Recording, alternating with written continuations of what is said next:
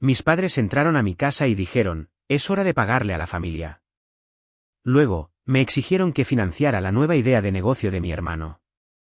Así que les respondí, este es su quinto intento fallido. ¿Cuándo van a aprender? Cuando tenía 16 años, me hice una promesa silenciosa. Me prometí que nunca dependería de nadie para que me salvara.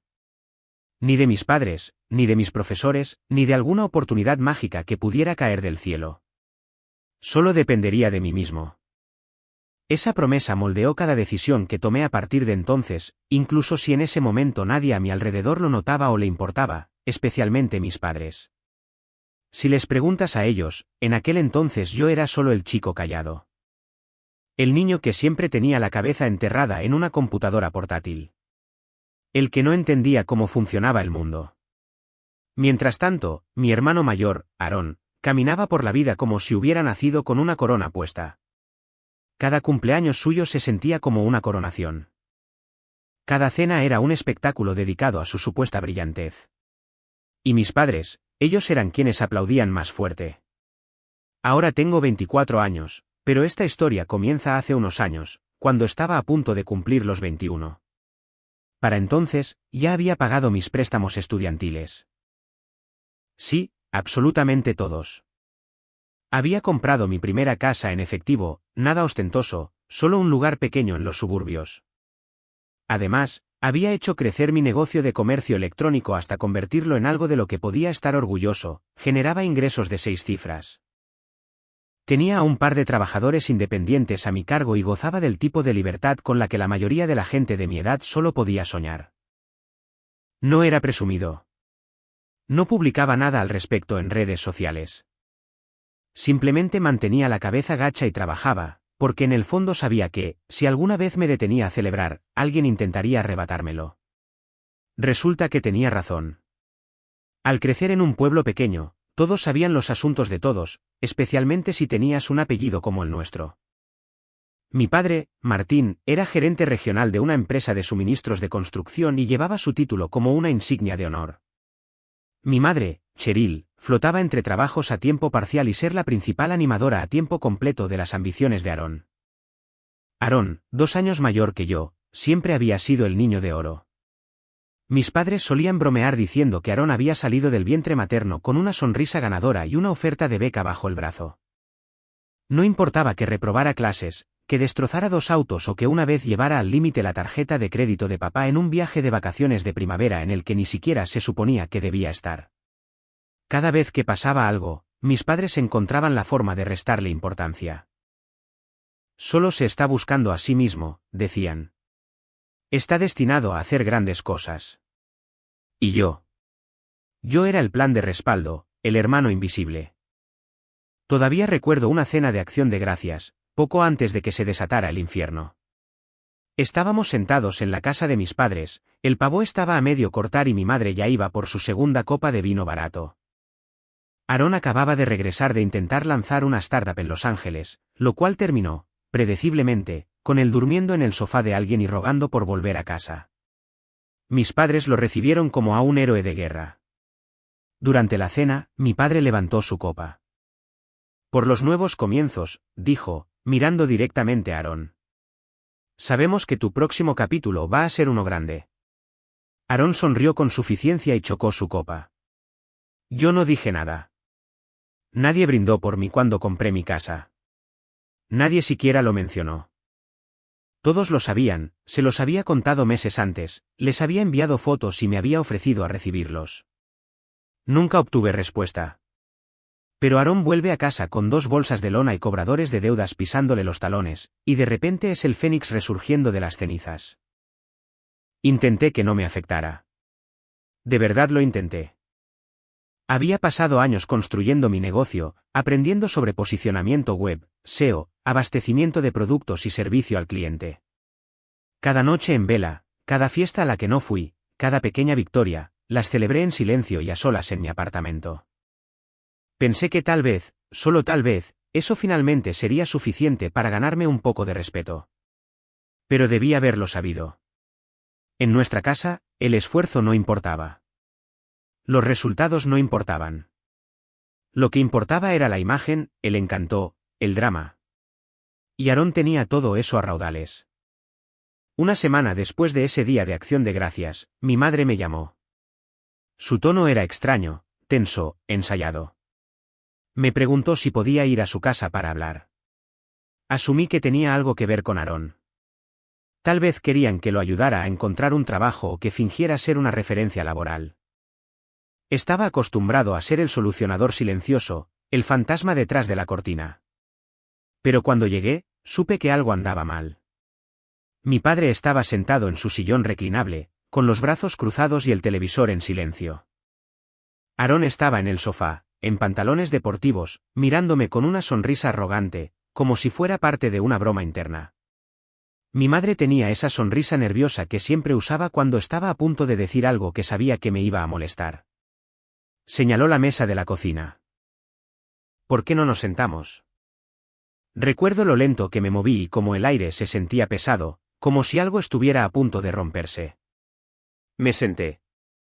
Mi madre respiró hondo y luego lo soltó. Esperábamos que pudieras ayudar a Aarón con una pequeña inversión. Esa palabra quedó flotando en el aire como un mal olor. Inversión. Como si yo fuera un inversionista ángel al que pudieran encantar para salvar su barco hundiéndose. Parpadeé. ¿Qué tipo de inversión? Aarón se inclinó hacia adelante. Tengo esta idea. Es como un servicio de cajas de suscripción, pero para aparatos tecnológicos, ya sabes, como esas cajas misteriosas. Podríamos comercializarlo entre universitarios. Bajos costos operativos, altos márgenes de ganancia. Lo miré a él y luego a mis padres. ¿Y quieren que yo lo financie? Mi padre se aclaró la garganta. No financiarlo exactamente. Solo ayudarlo a arrancar. Te ha ido muy bien, Carl. Has tenido éxito. Es hora de devolver el favor a la familia. Devolver el favor. Como si a mí me hubieran regalado algo. Como si mis correos electrónicos de atención al cliente a las 3 de la mañana, mis jornadas laborales de 14 horas y mi agotador paso por la universidad a base de fideos ramen no significaran nada, porque no lo había hecho de la forma correcta. Lo siento, dije lentamente, tratando de mantener la voz tranquila, pero no estoy en posición de simplemente tirar dinero en una idea vaga y sin un plan de negocios. Aarón puso los ojos en blanco. No es vaga. Tengo contactos. Conozco gente. Has estado de vuelta aquí por 2 semanas, le dije, viviendo en la habitación de invitados. Eso fue un error. Vi cómo el rostro de mi madre se endurecía y cómo mi padre se inclinaba hacia adelante. Mi madre puso la mano sobre la mesa. Carl, solo te estamos pidiendo que ayudes a tu hermano. La familia se apoya mutuamente. Yo me he apoyado a mí mismo desde que tenía 18 años, respondí, poniéndome de pie. Así fue como me enseñaron, ¿verdad? No respondieron, y me fui. Pensé que ahí terminaría todo. Supuse que intentarían hacerme sentir culpable, tal vez enviarían algunos mensajes de texto pasivo-agresivos, y luego lo superarían.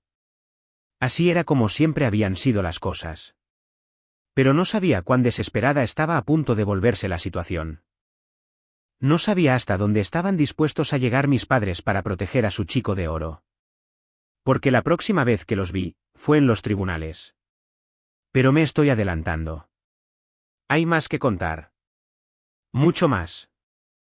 La guerra silenciosa que comenzó con un favor y se convirtió en una emboscada legal en toda regla.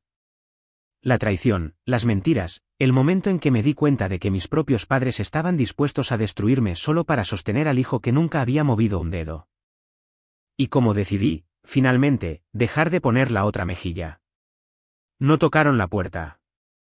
Era un miércoles por la noche, lo recuerdo claramente porque era noche de inventario, la parte menos glamurosa de mi negocio, pero la más esencial. Cada semana, sacaba cajas del cuarto de almacenamiento, escaneaba, reempaquetaba productos y preparaba pedidos para mis socios de distribución. Esa noche, estaba rodeado de etiquetas de envío hasta los tobillos cuando escuché el sonido de la puerta principal abriéndose. Al principio, pensé que me lo estaba imaginando. Vivía solo. Nadie tenía una llave de repuesto. Luego, Escuché el inconfundible clic del cerrojo cerrándose de nuevo, y el murmullo bajo de voces. 3, tal vez 4 personas, y una de ellas era Aarón. Doblé la esquina rápidamente, con el corazón latiendo a 1000 por hora. ¿Qué demonios? Mis padres estaban en el pasillo de mi entrada.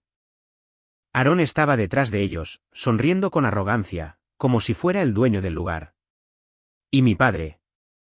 Tenía una carpeta de papel manila bajo el brazo y esa mirada farisea que solía ponerme cada vez que me sermoneaba sobre mi actitud cuando era niño. Mi madre me dedicó una sonrisa de labios apretados, como si esta fuera una visita familiar casual y no un allanamiento de morada. ¿Cómo entraron?, pregunté, atónito. Usamos la llave, dijo mi madre, como si no fuera nada. Como si la llave de emergencia que les había dado hacía años, cuando aún creía que teníamos algo parecido a una relación sana, fuera una invitación abierta para entrar sin avisar. Extendí la mano. Dámela ahora mismo. Ella dudó, luego la buscó en su bolso y la dejó caer en mi palma como una niña atrapada robando. Pero no fue solo eso. Fue la mirada en sus ojos. No estaba avergonzada. Estaba decepcionada de mí. ¿Qué hacen aquí?, pregunté, más cansado que enojado.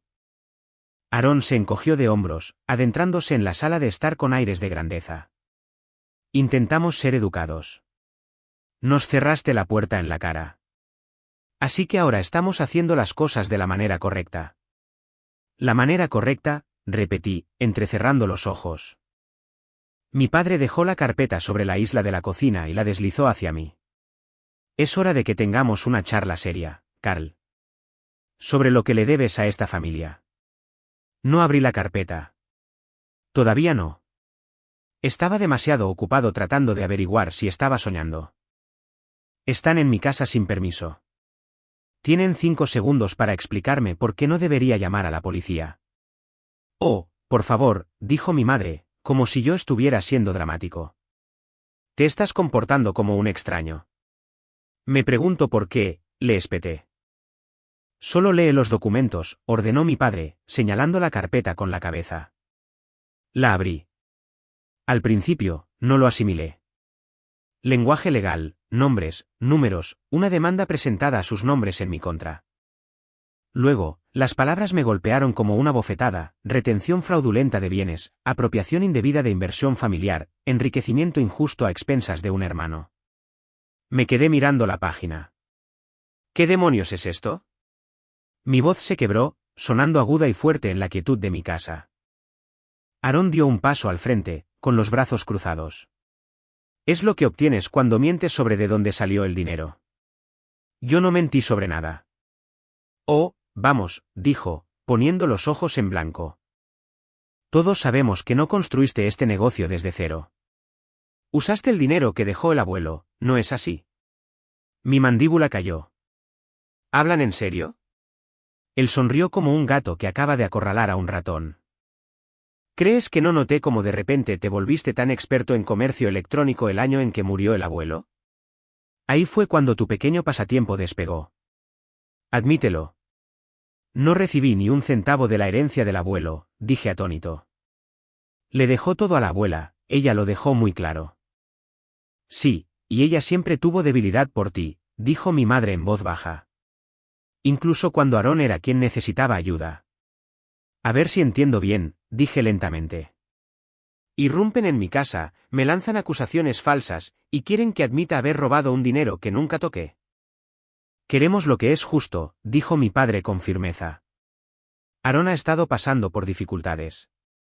Tú claramente has estado lucrando. Es hora de equilibrar la balanza. Ahí estaba. Se habían quitado las máscaras. Había esperado manipulación, tal vez intentos de hacerme sentir culpable, pero ¿esto? Una demanda contra su propio hijo. Algo dentro de mí se rompió. Años de ser ignorado, menospreciado, tratado como un personaje secundario en la historia de Aarón.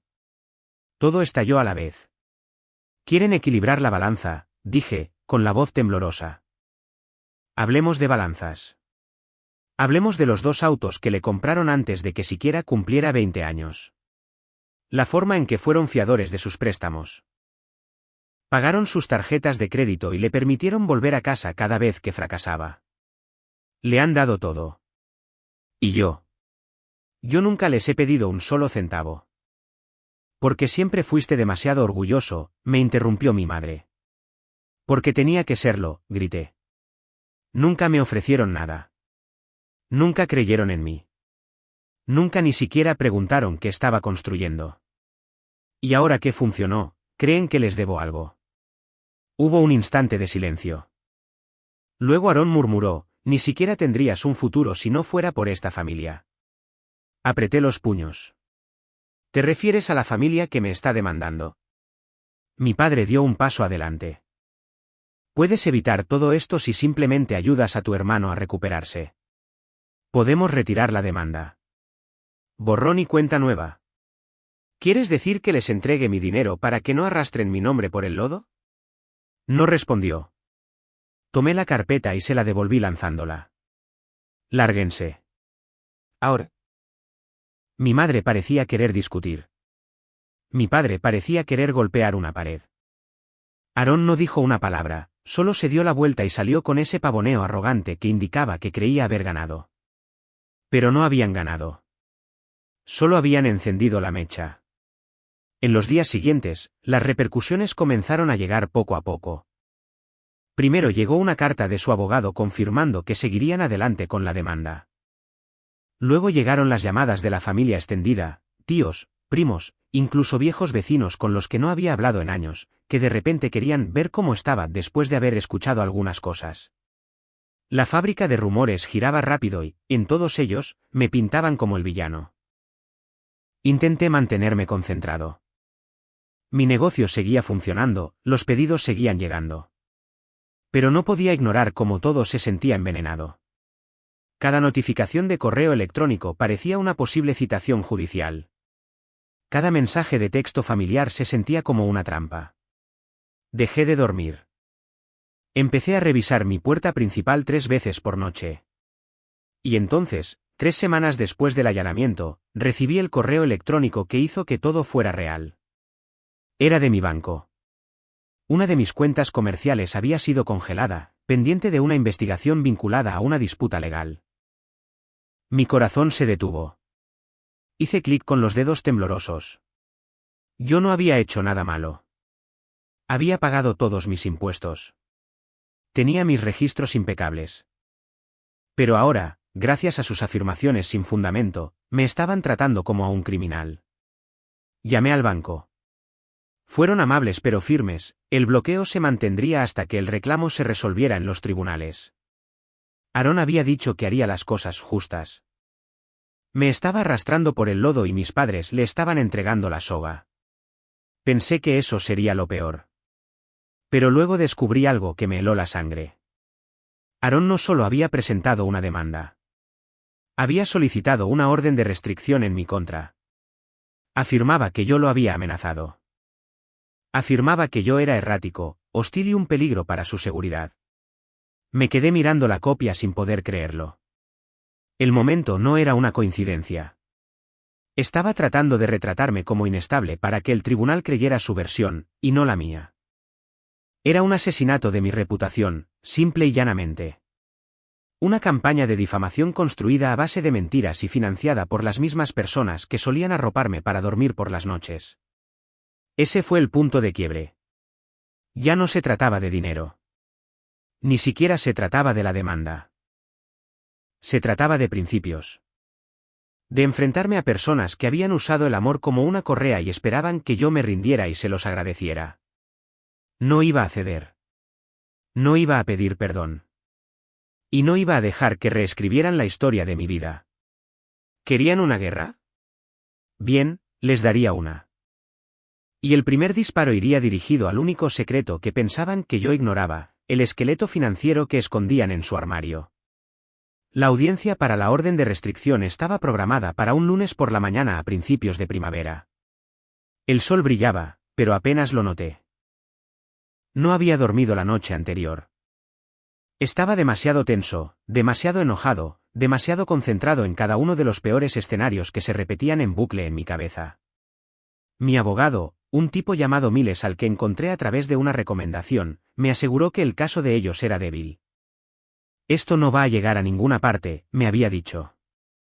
Los jueces huelen el drama fabricado a kilómetros de distancia. Aún así, estaba temblando cuando entré al juzgado. No tenía miedo de perder el caso de la orden de restricción. Tenía miedo de lo que significaba. De que Aaron estuviera dispuesto a llegar tan lejos. De que mis padres estuvieran dispuestos a jurar bajo juramento que yo era violento, inestable y un peligro para mi propio hermano. De que lo estuvieran entrenando sobre qué decir. Lo sabía en el fondo de mi ser. Sus nombres no estaban en el documento, pero sus huellas dactilares estaban por todas partes. Esa mañana, todos aparecieron. Aaron entró con una chaqueta que no le quedaba bien, actuando como si fuera la víctima de alguna venganza de la mafia. Mis padres se sentaron detrás de él como su equipo de apoyo personal. Mamá secándose lágrimas falsas. Papá mirándome con el ceño fruncido como si yo hubiera arruinado el apellido de la familia. Cuando la jueza desestimó el caso en 20 minutos, citando evidencia insuficiente y un claro motivo de represalia financiera, actuaron sorprendidos. Aaron incluso intentó hablar de nuevo después de que cayó el mazo, como si creyera que podía convencer a la jueza de cambiar de opinión, pero se acabó. Al menos esa parte. De todos modos, no sentí alivio. Me sentí vacío porque, aunque técnicamente había ganado, sabía que esto no había terminado. La orden de restricción no era el verdadero ataque. Era solo una distracción, un ataque a mi reputación diseñado para ablandarme antes de que comenzara la demanda. Y funcionó. No en el tribunal, sino en mi cabeza. Fui a casa ese día, me senté en el suelo de la sala y me quedé mirando las cajas cerradas de inventario sin enviar que estaban apiladas junto a la pared. Por primera vez en años, no quería trabajar. No quería luchar.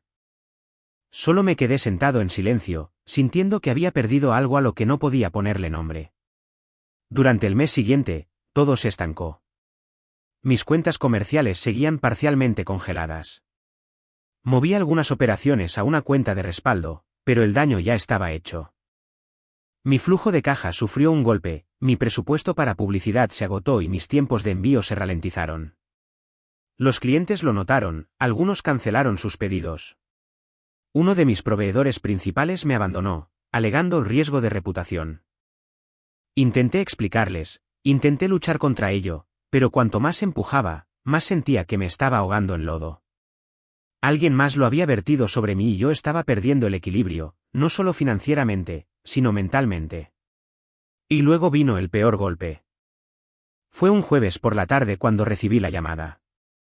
El propietario del almacén que alquilaba, apenas 80 metros cuadrados, pero que se había convertido en el corazón palpitante de mi operación, me dijo que no me renovaría el contrato. Demasiado ruido legal, dijo. Tengo otros inquilinos. No puedo permitirme dramas. Le rogué. Le ofrecí pagarle 3 meses por adelantado. No cedió. Colgué el teléfono y me quedé mirando la pared. Ese fue el momento. Toqué fondo. Nada dramático, nada cinematográfico, solo silencioso y frío, como si algo dentro de mí finalmente se hubiera soltado y se hubiera ido a la deriva. Había pasado 3 años construyendo algo que funcionaba, algo honesto, algo mío. Y en menos de 2 meses, las personas que me criaron casi lo habían destruido. Pude haberme rendido. Lo pensé. Incluso empecé a redactar una carta para el tribunal aceptando llegar a un acuerdo. Algo bajo, solo lo suficiente para hacer que desaparecieran. Pero no la envié porque esa noche recibí un mensaje de alguien de quien no había sabido nada en más de una década. Se llamaba Elise. Solía ser mi vecina cuando éramos niños. Habíamos jugado a las traes en el patio y paseado en bicicleta por el vecindario. Perdimos el contacto después de que se mudó en la escuela secundaria. No había pensado en ella en años, pero ahí estaba, escribiéndome por LinkedIn, de todos los lugares posibles. Hola, Carl, escribió. Vi tu nombre en una publicación en común y tuve que mirar 2 veces. Te recordé de cuando vivíamos en el pueblo. Lamento mucho lo de la demanda. Solo quería decirte, no dejes que te quiten lo que has construido. Tú siempre fuiste el inteligente, el callado, pero todos lo sabíamos. Leí ese mensaje una y otra vez. No porque solucionara nada, sino porque me recordó quién solía ser yo. El chico que se quedaba despierto hasta tarde viendo vídeos de YouTube sobre programación, el que una vez vendió velas caseras de puerta en puerta por pura diversión. El chico que creaba cosas incluso cuando nadie le prestaba atención. Y de repente, me di cuenta de algo. Ellos no podían quitarme eso. Podían congelar cuentas, difundir mentiras, presentar demandas, pero no podían tocar la parte de mí que sabía cómo construir. Así que esa noche me levanté. Fui al almacén, limpié mi pizarra y empecé de nuevo desde cero. Reconstruir, renovar la marca, reiniciar. Empecé en pequeño. Tenía unos cientos de dólares en efectivo líquido, apenas suficiente para una campaña de anuncios en Facebook. Así que, en su lugar, lo hice de forma orgánica. Reddit, Reels de Instagram, fragmentos de TikTok. Relancé mi producto más vendido bajo un nombre diferente, con una estética más limpia y una voz más personal. Creé una nueva tienda de Shopify usando una VPN y una nueva empresa LLC registrada en otro estado. Me quedaba despierto hasta las 3 de la madrugada todas las noches, hacía llamadas, redactaba textos publicitarios y aprendí más sobre optimización web en 3 semanas de lo que había aprendido en el año anterior. Y empezó a funcionar. Lentamente, silenciosamente, pero funcionó. Mis mensajes directos se llenaron de clientes preguntando a dónde había ido la antigua marca y agradeciéndome cuando les respondía personalmente. Uno de ellos era un youtuber que terminó incluyendo el producto en una reseña. Esa reseña se hizo viral. Los pedidos se triplicaron en una semana. Mientras tanto, la demanda se estancó. Mi abogado presentó una moción de desestimación. El equipo de ellos intentó modificarla. El juez pospuso las audiencias otro mes, y luego otro más. Eso me dio tiempo. Tiempo para recuperarme, tiempo para prepararme. Porque mientras ellos estaban ocupados inventando cuentos de hadas sobre cómo yo había robado el futuro que supuestamente Aaron iba a tener, yo estaba ocupado recolectando recibos. No solo recibos de negocios, sino recibos familiares. Los registros de impuestos que mencioné no fueron fáciles de conseguir, pero eran reales. Mi abuela, antes de fallecer, me había enviado un sobre Manila por correo, cuando todavía vivía sola. Adentro había copias del fideicomiso que ella había establecido tras la muerte de mi abuelo. Y aquí está el giro, Aaron había recibido un pago. Uno grande. Lo suficiente para pagar sus préstamos universitarios, iniciar un negocio o comprar una casa. Pero no lo hizo. Lo despilfarró. Apuestas, bares, viajes, estafas con criptomonedas. Todo desapareció en menos de un año. Y él lo sabía. Mis padres lo sabían, pero nunca esperaron que yo me enterara. También encontré un viejo mensaje de voz de la abuela. Lo dejó unas semanas antes de fallecer. Su voz sonaba frágil, pero clara. Espero que estés bien, Carl. Solo quería decirte que estoy orgullosa de ti. Desearía que los demás vieran lo que yo veo. Sigue adelante. Y recuerda, no dejes que te hagan sentir culpable para salvar a personas que nunca intentaron salvarse a sí mismas. Reproduje ese mensaje en bucle la noche que lo hice transcribir para presentarlo como prueba. Porque ahora tenía un motivo. Ahora tenía pruebas. Las tornas estaban cambiando, pero no se lo dije a nadie. Me mantuve callado, seguí construyendo. Trasladé temporalmente toda mi operación al garaje de un amigo. Él tenía un negocio de tostado de café y me dejó usar su trastienda para hacer los envíos. Me volví invisible por un tiempo. Ni publicaciones, ni actualizaciones, ni siquiera para mi familia extendida.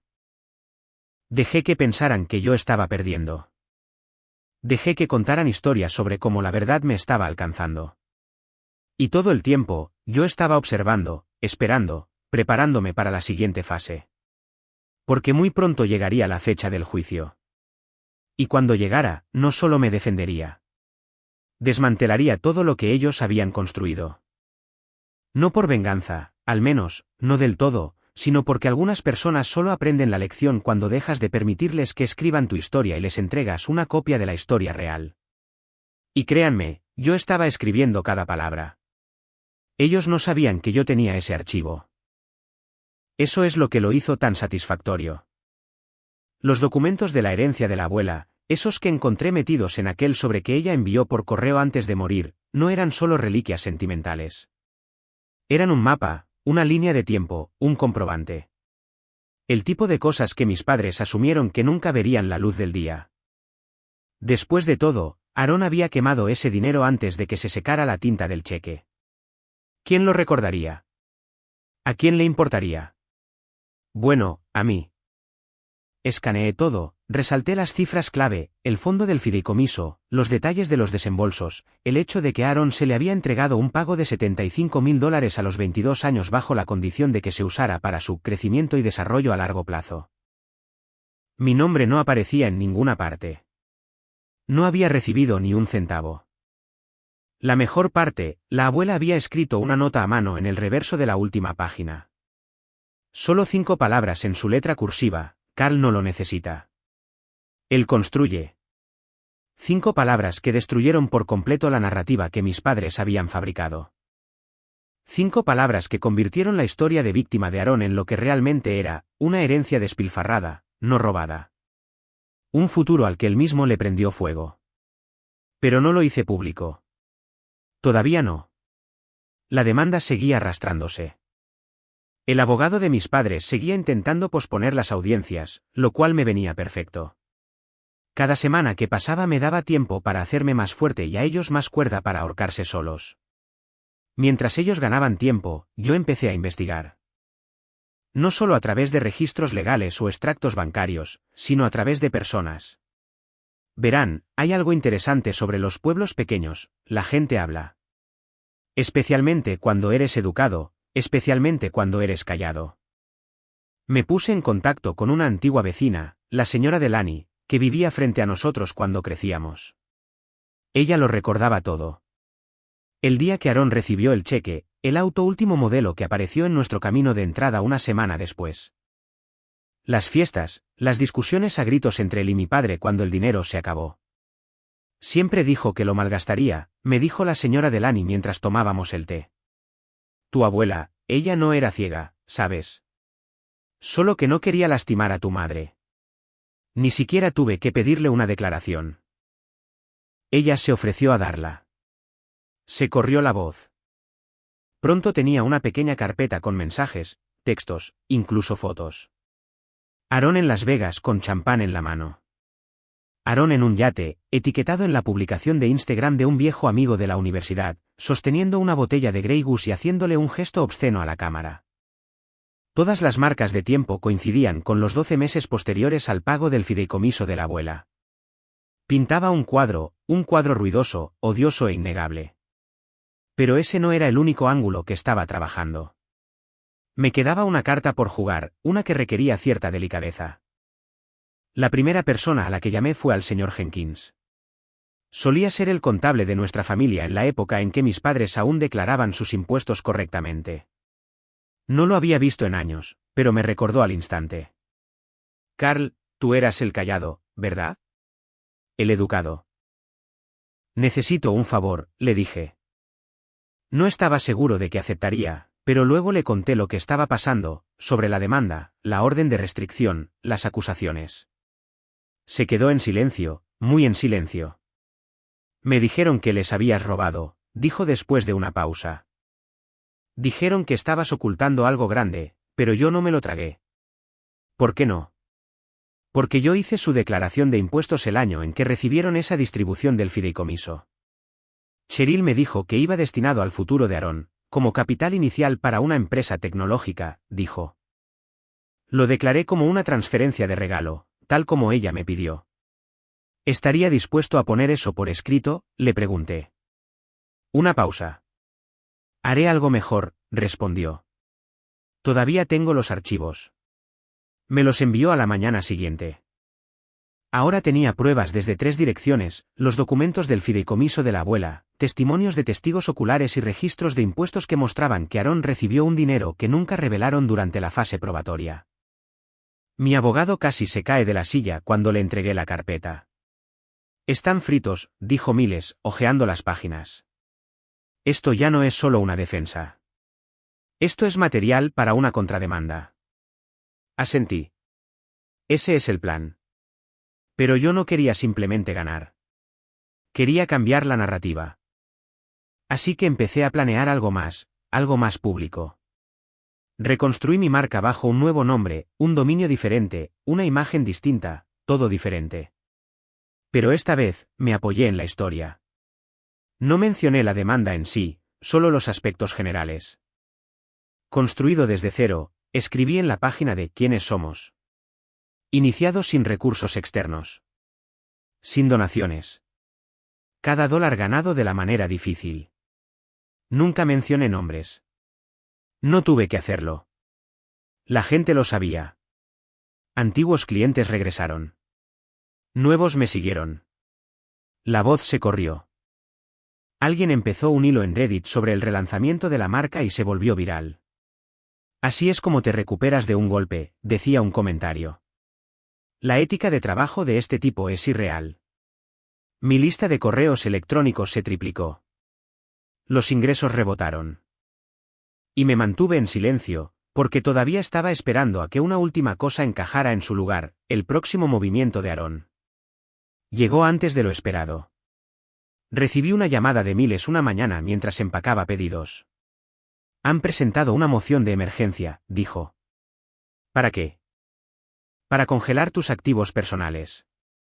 Afirman que estás escondiendo dinero. Debería haberme enfurecido. Debería haber entrado en pánico. En cambio, sonreí. Que lo intenten. Verán, mientras ellos jugaban a las damas, ebrios de rabia y de creerse con derecho a todo, yo había estado preparando el tablero de ajedrez. Todo lo que poseía ahora estaba protegido bajo una nueva LLC. La casa se transfirió a un fideicomiso, el auto estaba arrendado a nombre del negocio. Incluso mis ahorros estaban divididos entre dos cuentas, ambas bajo empresas holding separadas. Miles se rió cuando vio el papeleo. ¿Has estado ocupado? Me enseñaron bien, le dije. Nunca confíes en nadie, ni siquiera en la familia. Respondimos a la moción con todo, los registros de impuestos, los documentos del fideicomiso, la línea de tiempo. La carta de la señora Delany, la declaración del señor Jenkins y un rastro de auditoría completo del crecimiento de mi negocio, desde el día en que empecé vendiendo accesorios para teléfonos en mi dormitorio universitario hasta el día en que compré mi casa. Fue un movimiento quirúrgico y devastador. Pero aún así, no había terminado. Porque la cosa con personas como Aarón y mis padres es que no solo quieren dinero. Quieren control. Quieren el poder de moldear la historia, la capacidad de decir, nos debes algo, y lograr que todos se lo crean. Así que planeé un último movimiento. Algo público, algo permanente. Programé una entrevista en un podcast, uno modesto, dirigido por un colega emprendedor que había conocido hacía años. No era llamativo, no iba a ser viral, pero era honesto. Durante una hora, conté mi historia. No hablé de la demanda, ni de la venganza, conté la historia real. Hablé de lo que es crecer bajo la sombra de alguien que no puede hacer nada mal. De construir un negocio por las noches mientras el resto de mi familia se burlaba de mí. De pagar préstamos estudiantiles con dinero de mis trabajos secundarios. Sobre el poder de ser subestimado en ocasiones. Dije, la parte más difícil no es empezar desde cero. Es empezar desde atrás, cuando las personas que deberían haberte apoyado fueron las que te retuvieron. El episodio se emitió una semana después. La respuesta fue abrumadora. Mensajes directos, correos electrónicos, comentarios de extraños diciendo que se veían reflejados en mis palabras. Personas que habían sido menospreciadas por sus propias familias. Personas que habían tenido que luchar por cada milímetro. Pero, más que eso, la gente empezó a hacer preguntas. Preguntas sobre la demanda. Preguntas que mis padres no estaban listos para responder. Su abogado llamó a Miles en estado de pánico. Nos gustaría retomar las conversaciones para llegar a un acuerdo, dijo. No estamos interesados, respondió Miles. Porque ahora ya era demasiado tarde. Yo ya no estaba jugando a la defensiva. Estaba dictando los términos. La próxima audiencia se acercaba rápido y yo estaba listo. No solo con pruebas, no solo con aliados, sino con la verdad inquebrantable de que, sin importar cuántas veces intentaran reescribir mi historia, yo aún tenía el bolígrafo. Y pronto lo usaría para ganar la de ellos. La sala del tribunal era más fría de lo que recordaba. No físicamente, no. Era ese tipo de frío estéril y rígido, ese que sientes en la columna vertebral cuando sabes que algo irreversible está a punto de suceder. Las paredes eran de color beige, la iluminación era fluorescente. Nada dramático, sin música de fondo, solo el zumbido de la tensión mientras todos ocupaban sus lugares. Habían pasado 9 meses desde que presentaron la demanda. 9 meses desde que mis padres y mi hermano, el niño de oro, decidieron que yo les debía la vida que él había desperdiciado. 9 meses de mensajes de texto venenosos, chismes familiares usados como armas y patéticos intentos de destruir todo lo que había construido por mi cuenta desde que tenía 18 años. Y ahora había llegado el momento. Su bando se veía perturbado. Aaron estaba sentado junto a su abogado en un traje arrugado que no sabía cómo usar, mordiéndose el interior de la mejilla como si estuviera intentando desaparecer en su asiento. Mis padres estaban detrás de él, ambos vestidos como si asistieran a un evento de recaudación de fondos de la iglesia. Mamá con perlas y colores pastel, papá, rígido con una chaqueta que ya no le cerraba bien alrededor del estómago.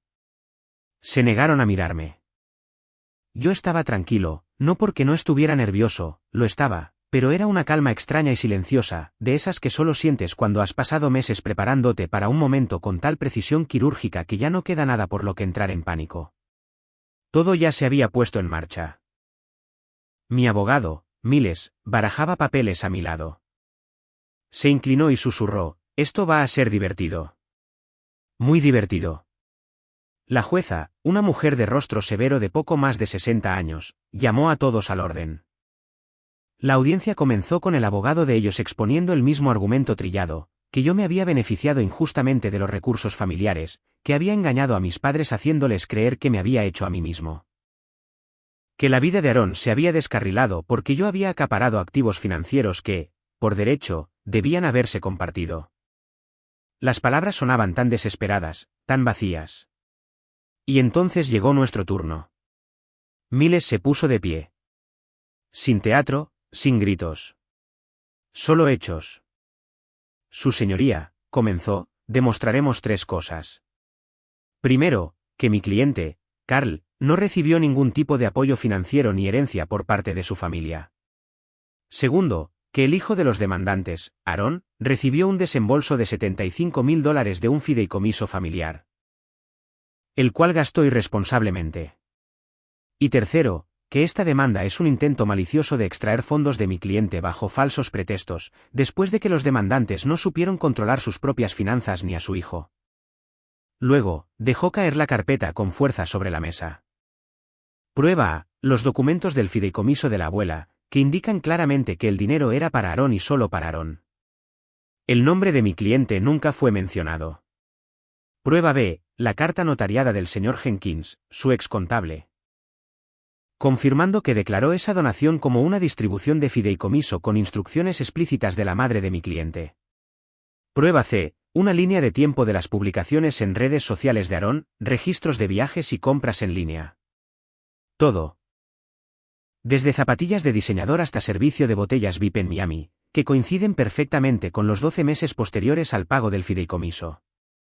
Prueba D, un mensaje de voz grabado por la propia abuela, autenticado y transcrito, en el que dice sin dejar lugar a dudas: Carl no lo necesita.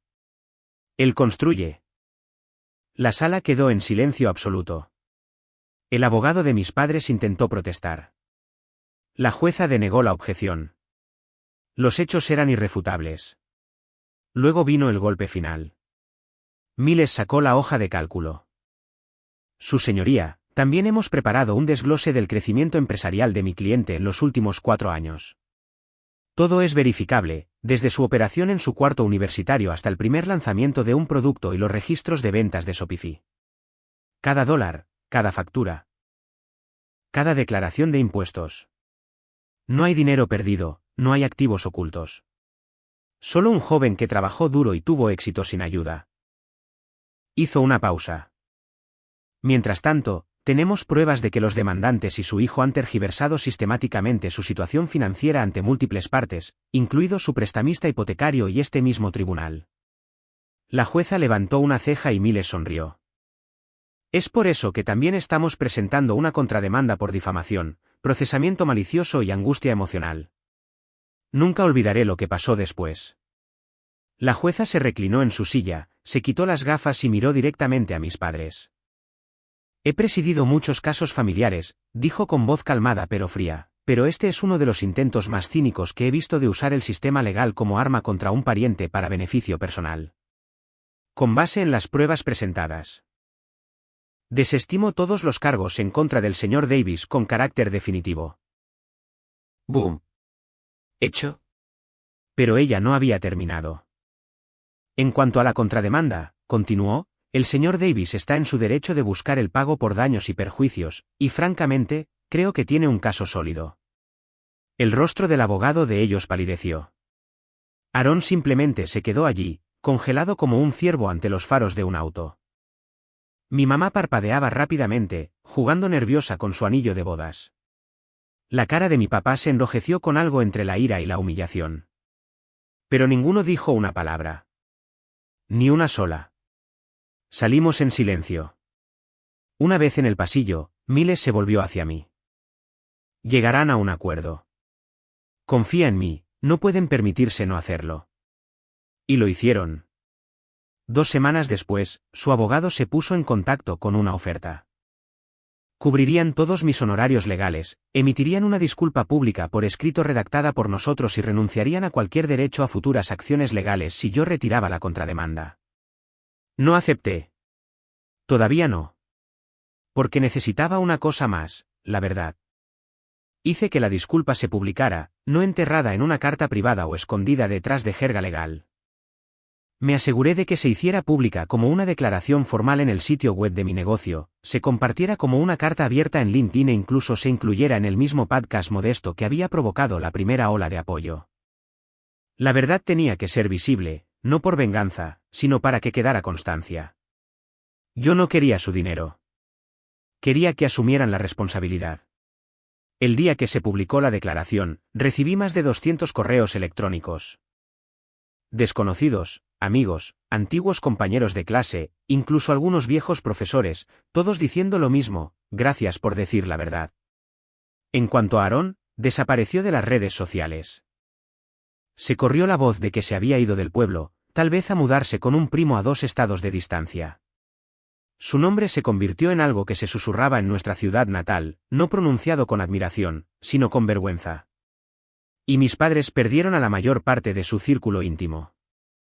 Las personas con las que solían chismear ahora cruzaban la calle para evitarlos. La señora Delany dijo que dejaron de ir a la iglesia por completo. Se acabaron las barbacoas en el vecindario. Se acabó fingir. No solo perdieron el caso. Perdieron la historia, porque yo la reclamé. En los meses que siguieron, mi negocio duplicó su tamaño. Me expandí a 2 nuevas líneas de productos, contraté a un pequeño equipo y lancé un programa de mentoría para estudiantes desfavorecidos que intentaban iniciar sus propios proyectos. Lo llamé el Fondo del Constructor. Sé que a la abuela le habría gustado eso. Tal vez algún día los perdone, pero todavía no. Porque el perdón se gana, y ellos nunca lo intentaron. Pensaron que podían quitarme lo que yo había construido. No se dieron cuenta de que yo soy lo que construí.